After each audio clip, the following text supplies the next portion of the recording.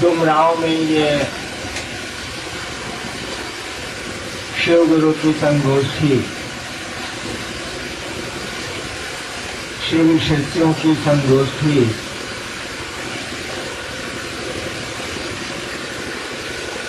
हम लोग ये बात मान के चल रहे हैं कि यहाँ जो लोग आए हैं, जो गुरु भाई बहन आए हैं,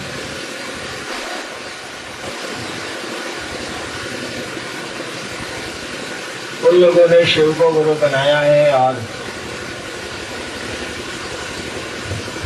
जनमानस में लोगों के बीच में वो शिव गुरु की चर्चा करते हैं, लोगों को शिव गुरु से जोड़ते हैं। बिहार राज्य में करीब 7-8 महीने से शिव गुरु महोत्सव बंद कर दिए गए। 2-3 साल पहले इसी मैदान में मैं आया था, काफी भीड़ थी। अब तो ये स्थिति है कि महोत्सव करिए तो बिहार में मैदान ही नहीं है, अब कहाँ महोत्सव किया जाए।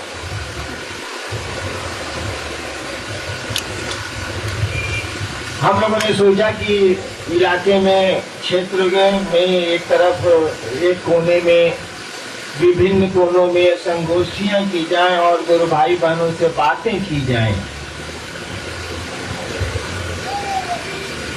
कि शिव गुरु चर्चा में क्या करना है, लोगों को जोड़ना है, कैसे जोड़ना है, क्या सुविधाएं उनको होती हैं जोड़ने में। और इसीलिए ये बैठक बुलाई गई है, संगोष्ठी बुलाई गई है। महोत्सव तो है नहीं, हम लोग गुरु चर्चा नहीं करेंगे।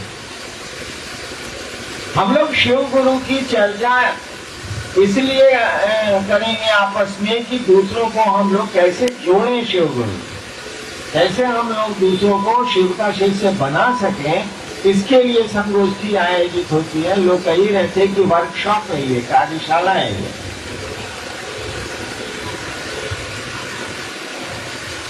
सबसे पहले इस बात को समझ लेना है कि ये जो शिव शिष्यता चली, ये जो शिव को गुरु मानने की बात चली है, लोग जो महादेव को अपना गुरु बना रहे हैं या हम लोगों ने बनाया है, इसके पीछे की कहानी क्या है, ये बात आई कहां से है? क्योंकि आप क्षेत्र में दूसरों को समझाते हैं कि शिव गुरु हैं, आपको ये जानना चाहिए कि ये बात आई कहां से और इसका प्रयोजन क्या है, इसका उद्देश्य क्या है। ये जो भीड़ इकट्ठी हो गई है, करोड़ों लोग शिव को अपना गुरु मान के चल रहे हैं। अब तो लोग ऐसा कहते हैं बिहार में कि शिव गुरु के हवा चलल बा, यानी हवा चल गई है। आखिर ये हवा उठी कहां से, कैसे उठी है, इसके पीछे कारण क्या थे और इस हवा का प्रयोजन क्या है? ये हवा कहां जाके रुकेगी, क्यों बह रही है ये हवा? तो एक बात जान लीजिए कि शिव को गुरु बनाने की बात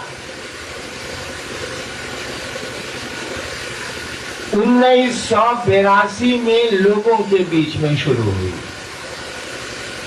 लोगों के बीच में ये कहना शुरू किया गया कि शिव को आप गुरु बनाइए। वह वर्ष था 1982, साल जोड़ लीजिए, मैं हिसाब में थोड़ा कमजोर हूं। 1982 के पहले ये आप ही का जिला है, अब आपका जिला तो नहीं रह गया है, लेकिन पहले ये एक ही जिला था, शाहाबाद। आज से 35 साल पहले मैं इस स्कूल में आया हूँ। मेरे फादर यहाँ जिला शिक्षा पदाधिकारी शाहाबाद के थे 72-73 में।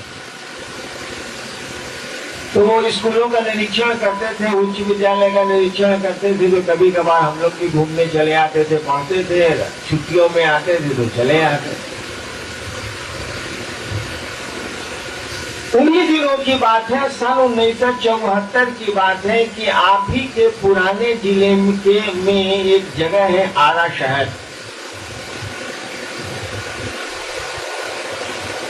आरा शहर के में एक श्मशान है जो गांगी नदी पर बसा हुआ है।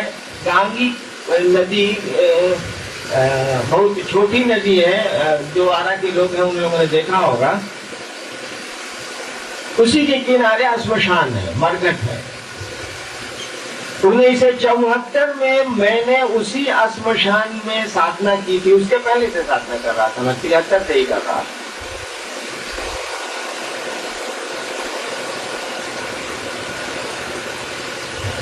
और कुछ ऐसी साधना कर रहा था जिसके परिणाम या तो बहुत अच्छे हो सकते हैं या बहुत खराब हो सकते हैं। जैसे साइकिल से कोई चलेगा और गिरेगा तो घुटना टूटेगा या घुटना फूटेगा या माथे में चोट लग सकती है हल्की सी। लेकिन हवाई जहाज से कोई गिरेगा तब क्या असर हो, यानी अंतर आया। आप पैदल चल रहे हैं, अगर मान लीजिए घास पर स्लिप कर जाए तो कितनी चोट लगेगी, अगर मिट्टी अगर गीली है तो कितनी चोट लगेगी। लेकिन जैसे जैसे रफ्तार हमारी आपकी बढ़ेगी, हवाई जहाज से अगर हम लोग गिर जाए तब क्या होगा। ठीक वैसा ही मैं ऐसी साधना में जुड़ा था कि जहां से उड़िए तो बहुत आसानी से यहाँ पटने से रांची पहुंच जाइएगा 25 मिनट में, लेकिन गिरिएगा तो क्या असर होगा। तो सच पूछिए कि मैं गिर गया, ऐसी साधना से जुड़ा था, श्मशान की ऐसी साधना से जुड़ा था कि मैं गिर गया, उड़ा नहीं। कारण जो भी हो, स्थिति जो भी हो, बताने वाले का दोष हो या सीखने वाले की गलती हो,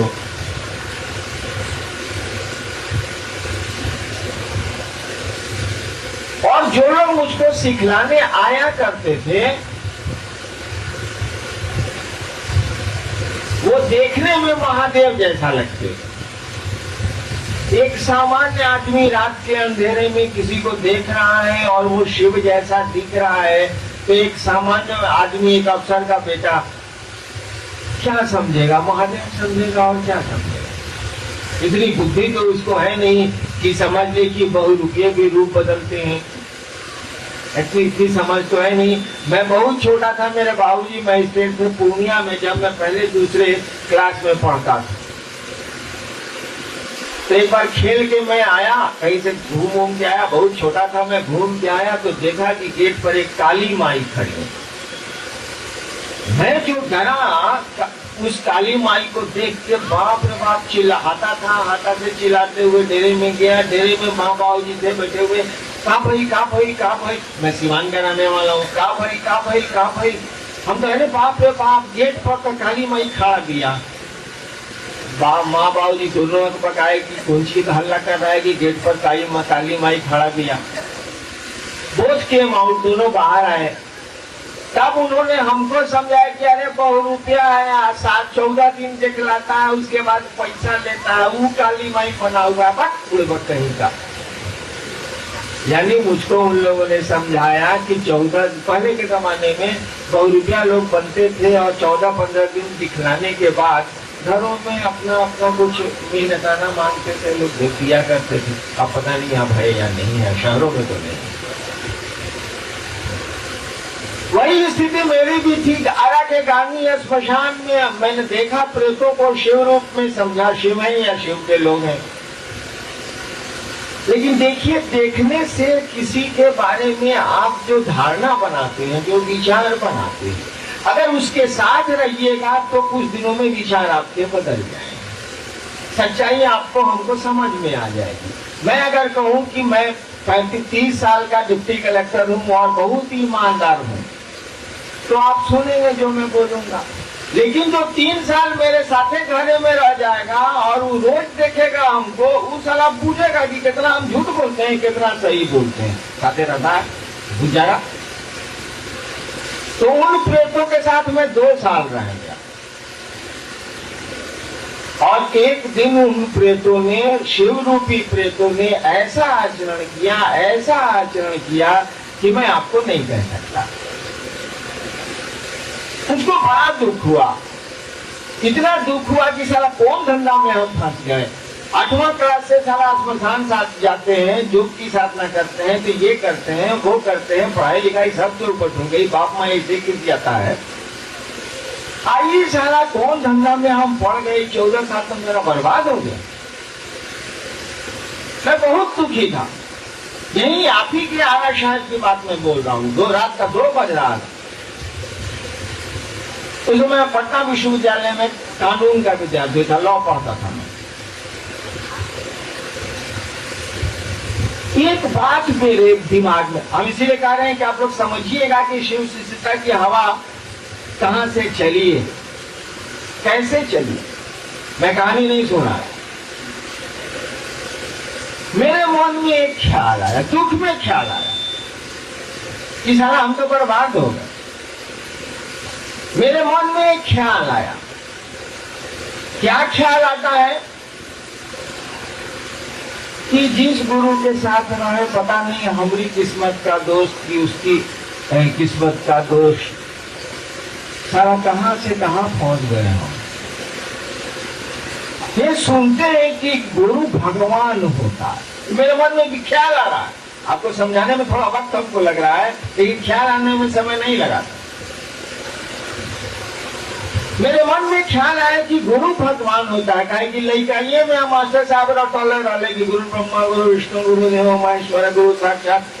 आप लोगों ने भी संस्कृत पढ़ी होगी तो बचपन में याद किया, जैसे फलम फलम फलानिया तो भुलाई होंगे सलाम में, वैसे ही पंडित जी हम लोग को रटाए हुए थे, गुरु ब्रह्मा गुरु विष्णु गुरु देव महेश्वर गुरु साक्षात पर ब्रह्म तस्मै श्री गुरु नमः। इस श्लोक हमको याद था, पढ़ने में भूसगोल जरूर थे लेकिन इतना भूसगोल नहीं थे।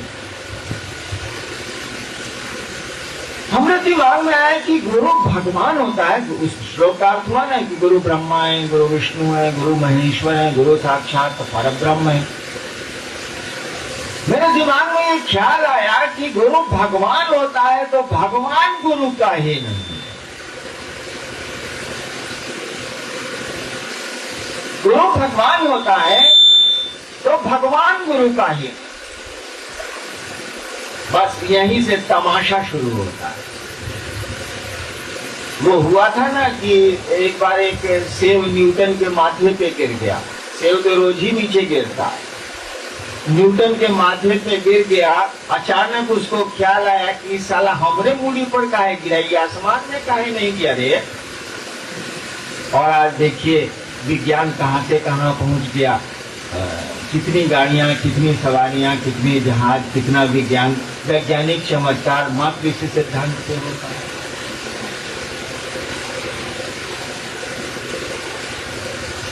तो ये ख्याल आया मेरे को कि गुरु भगवान होता है तो भगवान गुरु का ही नहीं। भगवान मैं जिसको समझता था मैंने उसको गुरु मान लिया। भगवान समझ के, गुरु समझ के नहीं। मेरे बाबूजी मैट्रिक में टॉप 10 थे बिहार में, तो वो हमको बताते थे घर के लोगों को, माई लोगों को, कि शिव को भगवान कहा जाता है और भगवान को शिव कहा जाता है। ये अपने दिमाग में बात थी। वैसे भी जान लीजिए भारत की जो आध्यात्मिक धारा चली है, भारतवर्ष का जो आध्यात्मिक इतिहास है, वो इसी बात को प्रमाणित करता है कि शिव शब्द के लिए ईश्वर महेश्वर शब्द तक का प्रयोग हुआ है और महेश्वर और ईश्वर शब्द के लिए शिव शब्द का प्रयोग हर जगह हुआ है। ये मेरे दिमाग में बात थी कि शिव भगवान है, यानी महादेव भगवान है, ये दिमाग में बात थी।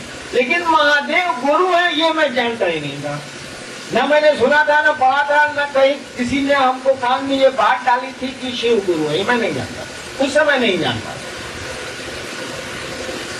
लेकिन शिव भगवान है यह मैं जानता था, शिव गुरु है यह मैं नहीं जानता था जिस दिन मैंने शिव को गुरु माना। लेकिन शिव भगवान है यह मुझको मालूम था, ये सुन रखा था मैंने। यानी गुरु भगवान है तो भगवान गुरु काहे नहीं हो सकता है।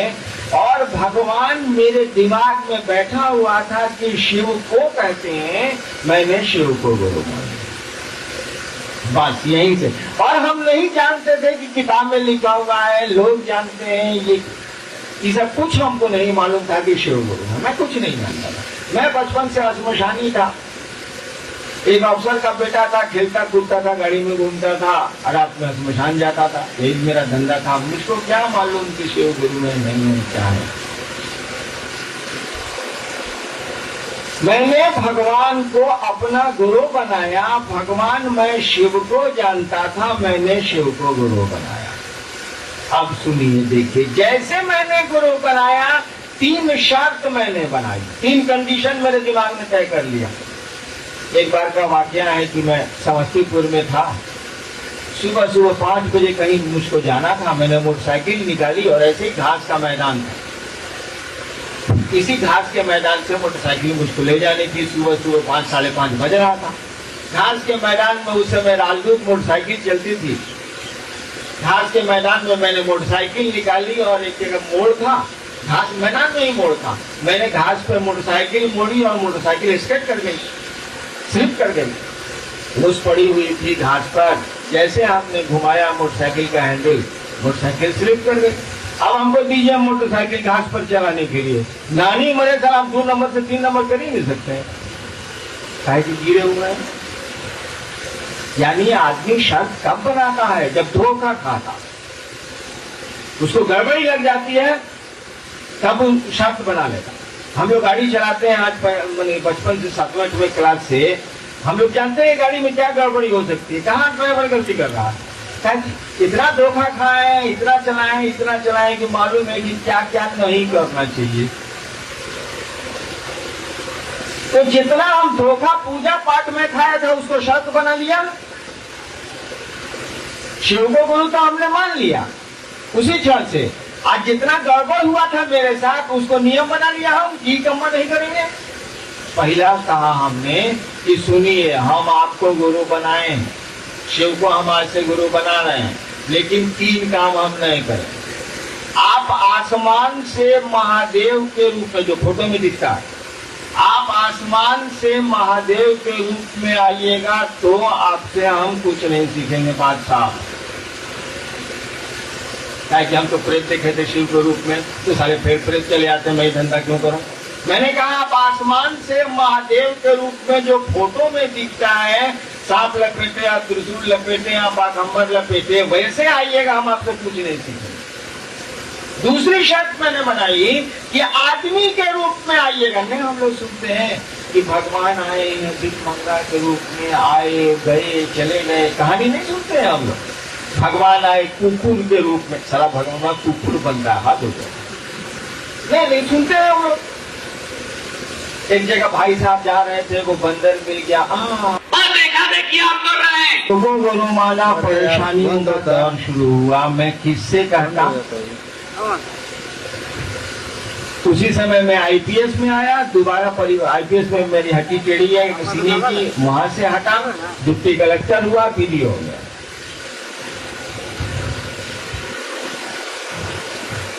नौकरी में मैं आ गया और उसके बाद प्रेतों का तमाशा शुरू हुआ। आज भी जिस थाने में मैं वीडियो था, जिस ब्लॉक में वीडियो था, उस समय की स्टेशन डायरी आप थाने की मंगा के देखेंगे तो सब एंट्री है कि वीडियो साहब के यहाँ ऐसे आग लगी, वीडियो साहब के यहाँ पत्थर गिरे, ऐसा हुआ, फोर्स का डिप्लॉयमेंट हुआ, सब एंट्री है। स्टेशन डायरी रखी जाती है, बाद में ये रिकॉर्ड रूम में चली जाती है, रखी जाती है, सब एंट्री। और धीरे धीरे मैं परेशान होता गया और ये स्थिति मेरी आ गई कि मैं मानसिक रूप से तो थोड़ा गड़बड़ हो ही गया। मैं बैठ के रोता था कि कौन धंधा में हम फंस गए, सारा महादेव का आदेव कहीं कुछ नहीं है। लेकिन अब चाहते कहा, हम सबको छोड़ के, तो शिव को मैंने गुरु माना था, अब शिव को छोड़ के जाए तो कहाँ जाए। भगवान को जब गुरु मान लिया तो फिर अब छोड़ के किसके पास जाए, भगवान से बड़ा तो गुरु नहीं हो सकता। मैं बैठ के रोता था, स्थिति बड़ी खराब हो गई, मेरा रोना काम कर गया। वायु मार्ग से मंत्र आए, ये मैंने आपको बताना मैं भूल गया कि किस काम के लिए हम पूजा करते थे, ये तो पता नहीं भूल। मैं पूजा करता था या मैंने शिव को गुरु माना, इसके पीछे एक के कारण था। क्या? हम चमत्कार सीखना चाहते। इस साधु अघोरी सब पहले के जमाने में जो चमत्कार करता था ना, वही सीखने गए थे हम।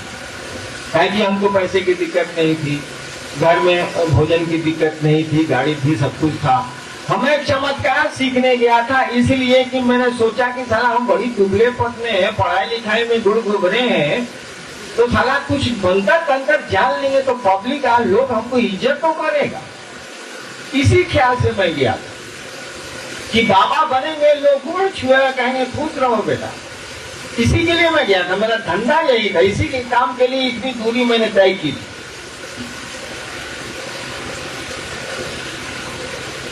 और जिस काम के लिए मैंने शिव को गुरु माना था, या पहले भी मैंने पूजा की थी, शिव को गुरु मानने के बाद वो कमवा हमको आने लगा, अपने मने आने लगा, यानी चमत्कार में करने लग गया।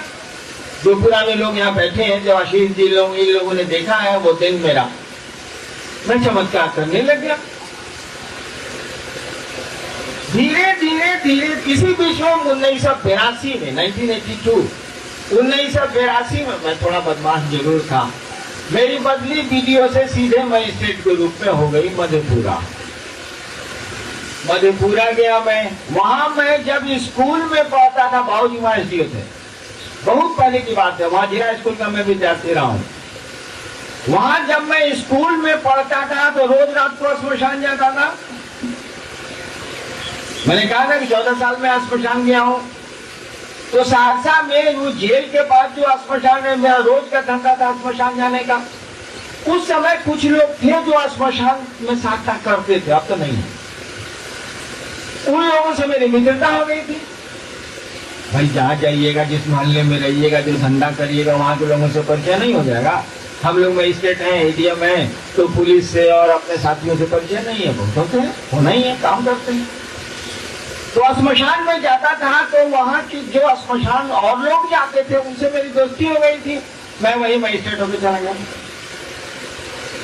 वहां था मैं 62-61 में, अब मजिस्ट्रेट हो गया 82 में, करीब 19-20 साल के बाद।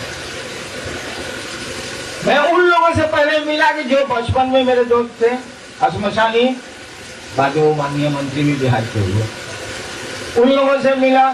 उन लोगों को पहली बार जिंदगी में मैंने समझाया कि एक कौन धंधा कर रहे हैं 40 साल से मसान का, आप लोग शिव को गुरु बनाइए। खैर बहुत हुक्म फजीयत हुआ, उन लोगों ने शिव को गुरु, यानी 74 में आरा गांधी स्मशान में मैंने शिव को गुरु माना। 1982 में पहली बार दूसरे आदमी को, पत्नी को छोड़ के दूसरे आदमी को मैंने कहा कि शिव गुरु हैं, आप उन अपना गुरु बनाए। कितना साल हुआ? 8 साल हुआ ना, 74 से 82, क्या जी 6 दुआ था, हिसाब मेरा कर दो, 8 साल हो गए। यानी शिव को गुरु मानने के 8 साल तक मैंने अपनी पत्नी को छोड़ के किसी को नहीं कहा कि हमने महादेव को गुरु माना। काहे नहीं कहा? मुझको लगता था कि साला यहाँ भी लफड़ा, यहाँ भी फंसने का पूरा स्कोप है। जैसे मैं फंस गया था पहले, भाई डरा हुआ आदमी क्या करे, जो डर गया है वो तो हर जगह डरेगा। आपको पता है कि नेपोलियन बोनापार्ट बहुत छोटा था, तो सोया हुआ था तो उसके सीने पे बिल्ली कूद गई। आपको पता है कि जब वाटरलू के मैदान में बिल्लियां छोड़ी गई नेपोलियन, हाँ। मेरी एक बेटी है, एक ही बेटी है, जो हिंदुस्तान में सब एडिटर है यहीं पटना में। उसको आप चिड़िया का कैलेंडर रख दीजिए, याद चलिए, चिड़िया का कैलेंडर टांग दीजिए, मेरी बेटी याद चलिए। क्यों ऐसा हुआ? बचपन में वो अपने ननिहाल में थी, वहाँ बहुत जानवर वगैरह पाले जाते थे, एक दिन पहले हम लोग पालते थे। एक चिड़िया उड़ी और उसके मुंह पर आकर के, पालतू चिड़िया, मुंह कबूतर, उसके मुंह पर लग गया, डर गई। आज ये स्थिति उसकी है कि एक कैलेंडर यहाँ टांग दीजिए, आपके संगोष्ठी में वो नहीं रहेगी, कहेगी पापा मैं चली पटना, मैं नहीं रहूंगी। एक बार हिंदुस्तान में कभी कभी मौसम के अनुसार चिड़िया का फोटो ऊपर में आता अखबार में। एडिटर ने कहा कि बेटा इस चिड़िया का बहुत सुंदर फोटो है, बसंत ऋतु आया है, इसको छापो, फर्स्ट पेज पर निकालो। कहा कि मैं रिजाइन कर दूंगी, हिंदुस्तान अखबार में चिड़िया का फोटो नहीं जाएगा, और नहीं गया। हम जाने नहीं दे सकते। इतना डरती है, उसको बचपन में डर लग गया। तो मैं भी तो गुरु जिसके साथ मैंने साधना सीखी, मैं इतना डर गया था कि शिव को गुरु मानने के बाद भी विश्वास जैसी चीज मेरे मन में नहीं आई, श्रद्धा जैसी चीज मेरे मन में नहीं आई। और इसीलिए शिष्यानुभूति में मैंने लिखा है कि अविश्वास और अश्रद्धा में भी शिव गुरु हो सकते हैं और आपको परिणाम मिल सकते हैं। केवल क्या चाहिए? आपको लगे रहना चाहिए, आपको उसमें तल्लीन रहना चाहिए, आपको उसमें संलग्न रहना चाहिए। अगर ऐसा है, बिल्कुल सही बात है। हम लोगों के बच्चे स्कूल जाते हैं, बचपन में याद करिए, हम ही लोग स्कूल जाते थे, मन से जाते थे, बाबूजी के डर, माई के डर, भैया के डर, और जहां मौका मिला फुल उड़ गए। 3-3 दिन स्कूल में नहीं है, खेल रहे हैं। मास्टर साहब जब बाद में खबर की घर में तो मालूम हुआ कि यहाँ बबुआ तो खाने स्कूल के बहाने खेल रहे थे, स्कूल के में नहीं थे।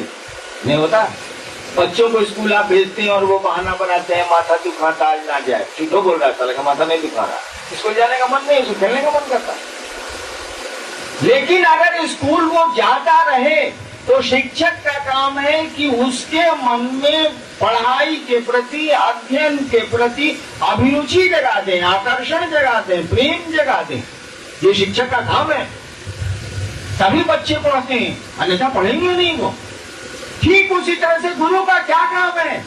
आप गुरु के पास चले जाइए। अगर गुरु सही है, आपके पास कोई श्रद्धा नहीं है, कोई विश्वास नहीं है, कुछ नहीं है, आप समझ रहे कि महादेव को गुरु माने, सारा यहाँ पर भाग में जाना है, लेकिन जाएंगे तो जाएंगे, कहीं ये रहेंगे। और एक दिन आप देखेंगे कि आप शिष्य हो गए हैं, एक दिन आप देखेंगे उस शिव की दया आप पर होने लगी है, और एक दिन आप देखेंगे कि आप लोगों से अलग थलग हो गए। आपका विचार बदल गया है, आपकी सोच बदल गई है, आपका आचरण बदल गया है, आपके काम करने की दिशा बदल गई। क्योंकि गुरु का भी ये काम ही है, वो जानते ही कि बच्चा पढ़ेगा नहीं, गुरु तो ये जानते ही है कि शिष्य साला उस धरती को फेरा में करेगा। और अगर धरती के फेरा में शिष्य नहीं होगा तो फिर गुरु की जरूरत क्या है? ए भाई, तो बड़ा साफे बात है। धोती के कौन जरूरत पर, लॉन्ड्री के कौन जरूरत है? बताइए तो जरा। लॉन्ड्री को ही कि हमरा के साफ कपड़ा देव काम धोए, गंदा कपड़ा धोएगा। तो गुरु भी यही है, आपके मन में जीव भाव का जो अंश है, जीव भाव से जो हमारा आपका मन प्रभावी हो गया है, मजबूत हो गया है, उस जीव भाव को गुरु कमाते हैं, घटाते हैं, उनका भी काम ही है। और जीव भाव के चलते ही हम लोगों में जागतिक आकर्षण पैदा होता है, जगत के प्रति हम लोग ज्यादा आकर्षित होते हैं।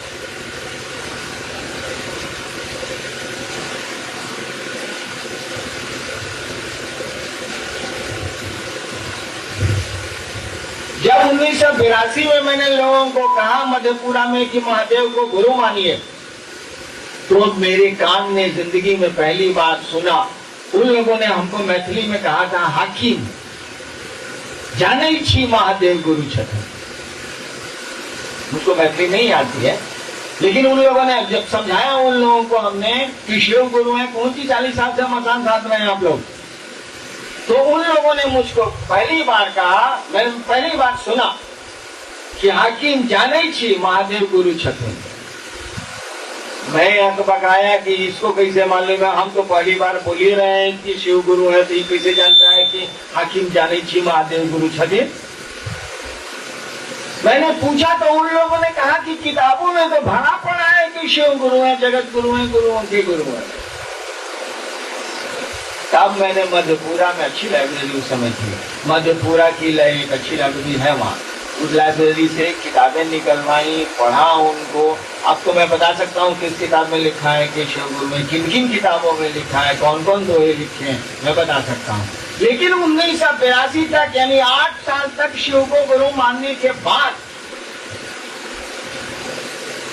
मैं नहीं जानता था कि लोग जानते हैं कि शिव गुरु, किताबों में लिखा है कि शिव गुरु है। मुझको ये बात मालूम, यानी ये जो शिव शिष्यता की धारा चली है, ये जो शिव शिष्यता की हवा उठी है, किताब के पन्ने से नहीं उठी है।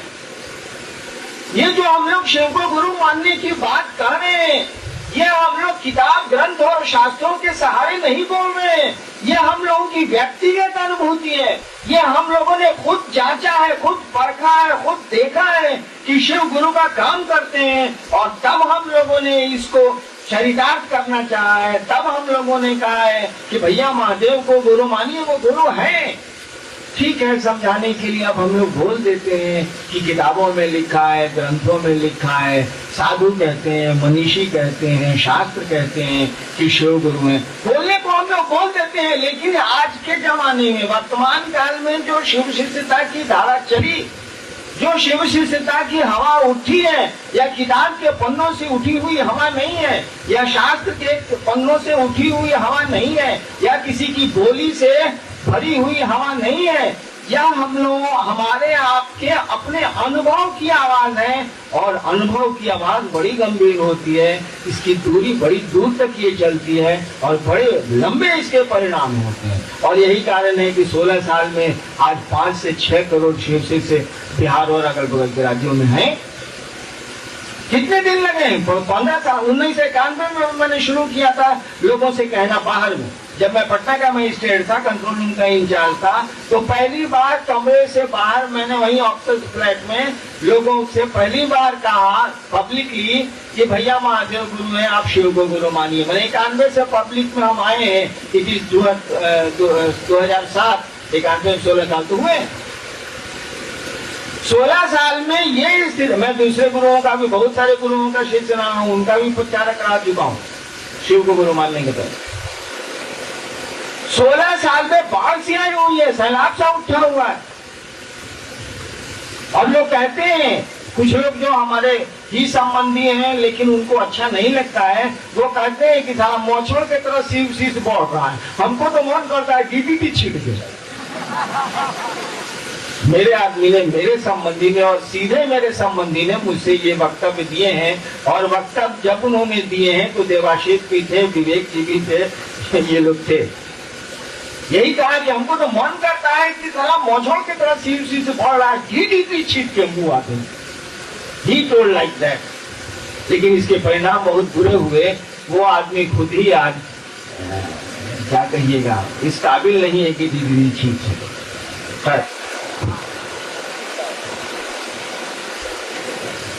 तो इस बात को समझ लेना, ये हमारा आपका अनुभव है जो शिव को गुरु मानने के लिए दूसरों को प्रेरित कर रहा है।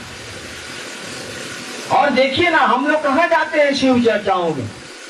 बिहार में तो मैं जाता ही नहीं, बंद हो गया बिहार में मेरा जाना। अब तो 6 लाख 7 लाख से ज्यादा भीड़ होती है बिहार के किसी कोने में, मैंने बंद कर दिए। अब संगोष्ठियों में जाता हूँ जहाँ 500 से 600 लोगों को बुलाता ही मैं कि तुम लोग आइए, तब आते होंगे।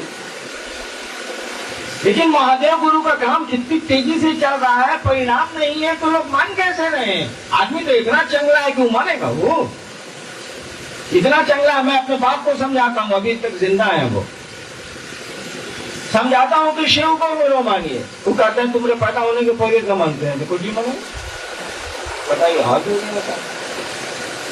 जब मैं बाबू जी को कहूंगा, बाकी लोग भी कहते हैं, मेरे डेरे में शाम में तो मैं जब रहता हूँ तो चर्चा होती ही होती है। दरोगा जी भी बहुत भाषण देंगे, बाबू जी महादेव को गुरु मान लीजिए ना।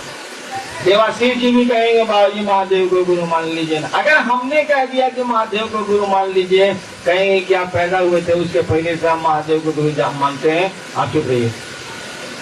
उनका ठीक है, चुप हो जाते हैं। एक बार बाबू जी बोले कि हमको पेशाब में दिक्कत हो रही है, डॉक्टर से दिखा दीजिए। हमको कौन डॉक्टर से दिखलाएंगे? रिटायर कर पटना में। बोले कि फलना नाम में नहीं लगा, फलना डॉक्टर से दिखा दी। हम कहा आप जानते हैं वो डॉक्टर है? सलाम, यहाँ डायरेक्टर है 8 साल, आपको हमको पता नहीं कौन डॉक्टर है, मेरे दोस्त है, दिखाइए। हम कहा आपको पता है ना क्यों डॉक्टर है? बोले हमको पता नहीं है। हमको ठीक से मालूम है ना कि आपका वो डॉक्टर है? बोले भारी पे होता है, बार बार पूछ रहे हैं। हमका बाबू जी जब पते है कि वो डॉक्टर है तो फिर दिखाने का क्या जरूरत है रोहिए साले को? बोले कि भारी पे होता है ना, इसे क्या बोलते हैं आप? हमका बाबू जी जब पते है कि महादेव गुरु हैं तो मानने की क्या जरूरत है? ठीक है, ये भैया स्कूल पता है कि बहुत बढ़िया है, ससुरा तुम पढ़िए नहीं रहा है तो स्कूल वाला क्या करेगा, तुमको अकील होगा, शैक्षणिक ज्ञान उतरेगा। आपको मालूम है कि डुमराव में फलना डॉक्टर मेडिसिन का बहुत बढ़िया फिजिशियन है, अच्छा डॉक्टर। आपको पेट दुखा रहा है या हाथ में दर्द है, लोग कह रहा है कि दिखा लीजिए, पड़ोसी है, पैसा नहीं मिलेगा, दिखाइए ना, कहेगा मालूम है डॉक्टर है नहीं दिखाइए। आप फिर आप कह रहे अरे भाई बगल में पड़ोसी है, रोज उसके साथ सलाम बन दिया, आपको होता दिखाइए ना भाई डॉक्टर है, मालूम है डॉक्टर है। मैंने बताइए उसका हाथ ठीक होगा, कैसे ठीक होगा, दिखाना पड़ेगा। शिव गुरु है, तो रबे करेंगे, डुमराव राज है स्कूल तो रबे करेगा, सारे पढ़ोगे तब न ज्ञान आएगा, तब न शिक्षक तुम्हारी जवाबदेही लेंगे, तब न वहाँ का मैनेजमेंट तुम्हारी जवाबदेही लेगा। पढ़ोगे नहीं तो गुरु क्या करेगा। तो शिव तो गुरु है नहीं, अरे सारा तुम उस गुरु से जुड़ोगे तब न परिणाम आएगा, नहीं जुड़ोगे तो कैसे आएगा।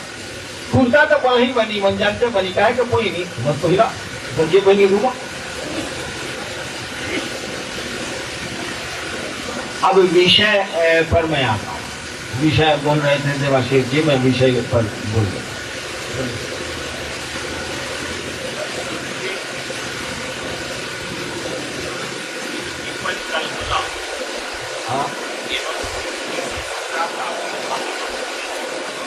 जो टॉपिक पर तो हम हिले।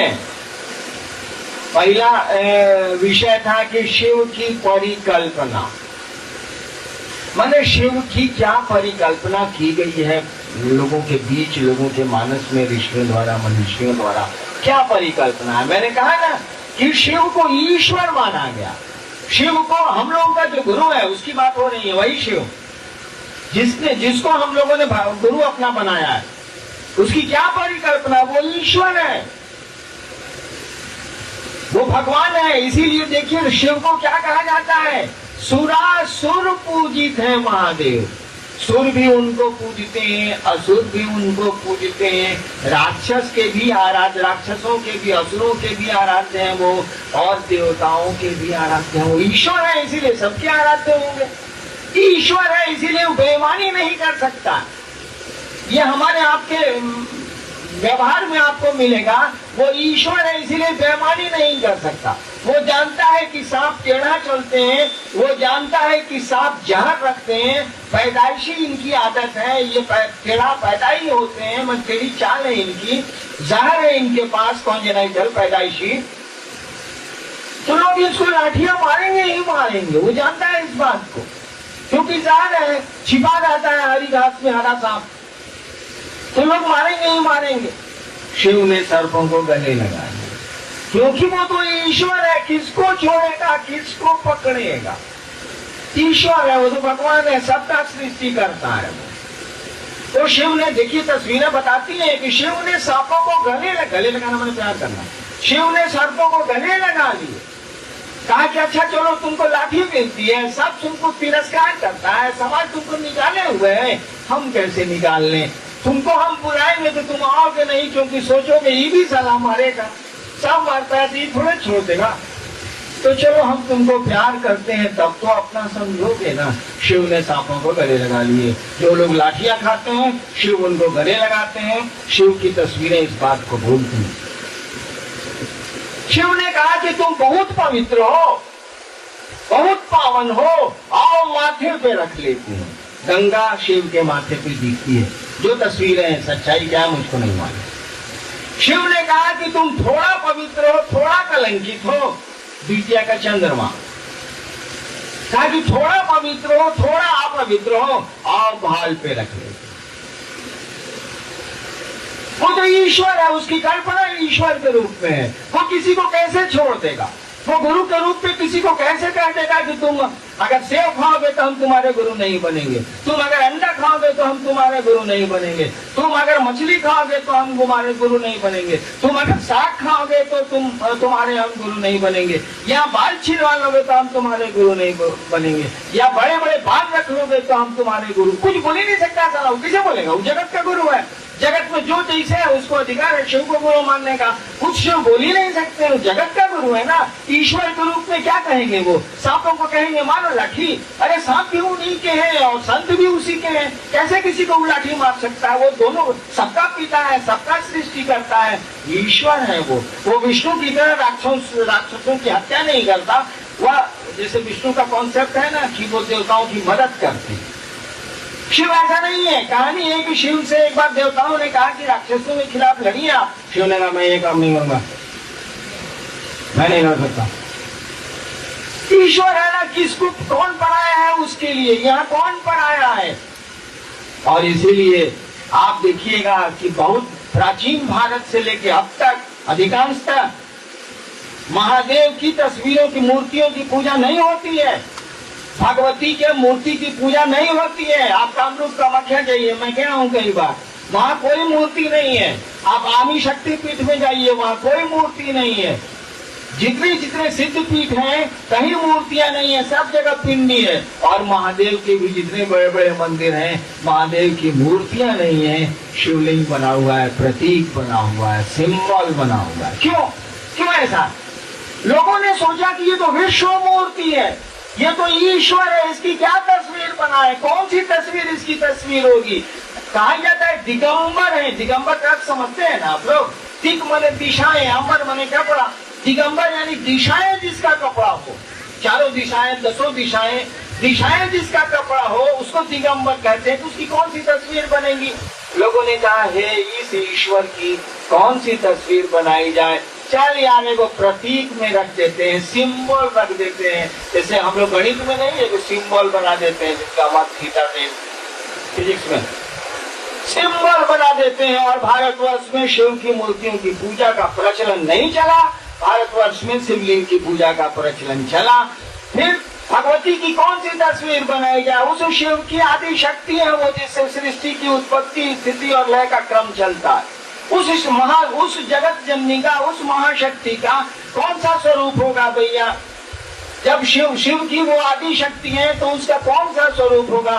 तो यार के लफड़ा में पड़े इन लोगों की तस्वीर बनाने का। चलो एक सिंबल रख देते हैं, पेंसिल का डॉट बनाएगा, चलिए कुछ ये परिकल्पनाएं जो है वो ईश्वर की परिकल्पनाएं हैं। तो जिस शिव को हम आप गुरु मानते हैं वो ईश्वर है, उसको महेश्वर कहिए, ईश्वर कहिए, जो कहना है कहिए। इसीलिए कहा गया है कि शिव के साकार रूप में और शिव के निराकार रूप में कभी कोई भेद नहीं। एक बार स्तुति करता बोलेगा कि साहब आप तो भुजगेंद्र हारम है, मैंने सांपों के मालिक इंद्र, सांपों के राजा की माला पहनते हैं, और तुरंत बोलेगा आप तो विश्व मूर्ति हैं, नमस्ते नमस्ते चिदानंद मूर्ति, नमस्ते नमस्ते विभो विश्व मूर्ति। अब बताइए, तो एक जगह कह रहे हैं कि सांप लपेटे हैं आप, तक्षक को गले में रखे हैं आप, करकोट को गले में रखे हैं आप, और एक जगह कहता है कि आप तो दिगंबर हैं, दिशाएं आपका कपड़ा है, और फिर एक जगह कहता है कि आप तो विश्व की मूर्ति हैं। कौन सी तस्वीर बनाई है? ये तो ईश्वर की परिकल्पना है, भगवान की परिकल्पना है, गॉड की परिकल्पना है, अल्लाह की परिकल्पना है। अब दूसरा सवाल क्या था? हाँ, शिव शिष्यता का उद्भव तो मैं बोल दिया, लेकिन शिव शिष्यता का उद्भव जो पहले हुआ है वो छूट गया। आपने जो जिस शिव को गुरु मान के जो बात आप कह रहे हैं, ये बात आज तक शिव को गुरु मान के नहीं कही गई है, वहाँ यहाँ अंतर है। सोचते हैं बाद में आप लोगों से बतिया, आप लोग भी थक गए हैं, मैं तो थका नहीं, लेकिन आप धूप में बैठे हैं। कार्यक्रम चलता रहेगा, मैं हूँ आपके बीच, तब तक के लिए मेरा प्रणाम आप स्वीकार कर लीजिए। शिव गुरु कारवां के माध्यम से हमसे जुड़ने वाले, हमें देखने वाले आप सभी से मेरा अनुरोध है कि हमारे वीडियो को लाइक करें, शेयर करें और हमारे चैनल को सब्सक्राइब करें। मिलते हैं आपसे अगली वीडियो में। आप सबके चरणों में मेरा प्रणाम।